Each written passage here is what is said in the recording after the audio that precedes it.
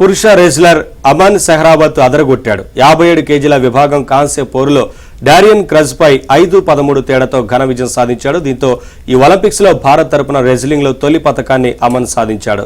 ఈ గెలుపుతో ఇప్పటి వరకు భారత్ ఖాతాలో మొత్తం 6 ఒలింపిక్స్ మెడల్స్ చేరాయి. ఇందులో 1 రజతం 5 కాంస్యాలు ఉన్నాయి.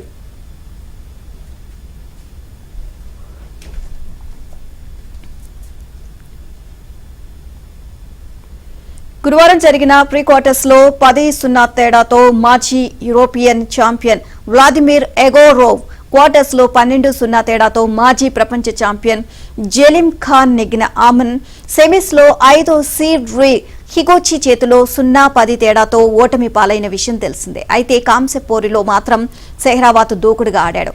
ప్రత్యర్థికి అవకాశాలు ఇవ్వకుండా చాకచక్యంగా వ్యవహరించాడు. రెజ్లింగ్ లో ఇంతవరకు ఒక్క పతకం లేకపోవడంతో భారత ఆశలన్నీ అమన్ పైనే పెట్టుకుంది. దీంతో పతక పోరులో అతడు అద్వితీయంగా ఆడాడు. తొలి నుంచి ఆధిపత్యం ప్రదర్శించిన 21 ఏళ్ల అమన్ కీలక సమయంలో పాయింట్లు సాధించాడు. తొలి పీరియడ్ లో ప్రత్యర్థి డారియన్ క్రజ్ 3 పాయింట్లు పొందగా అమన్ 6 పాయింట్లతో ముందంజ వేశాడు. ఇక రెండో భాగంలో అమన్ ఏకంగా 7 పాయింట్లతో తిరుగులేని విజయం నమోదు చేశాడు. భారత్ తరపున ఒలింపిక్ మెడల్ అందుకున్న పిన్న వయస్కుడిగా అమన్ చరిత్రకెక్కాడు. ఒలింపిక్స్ చరిత్రలో రెజ్లింగ్ లో భారత్ కు ఇది 8వ పతకం.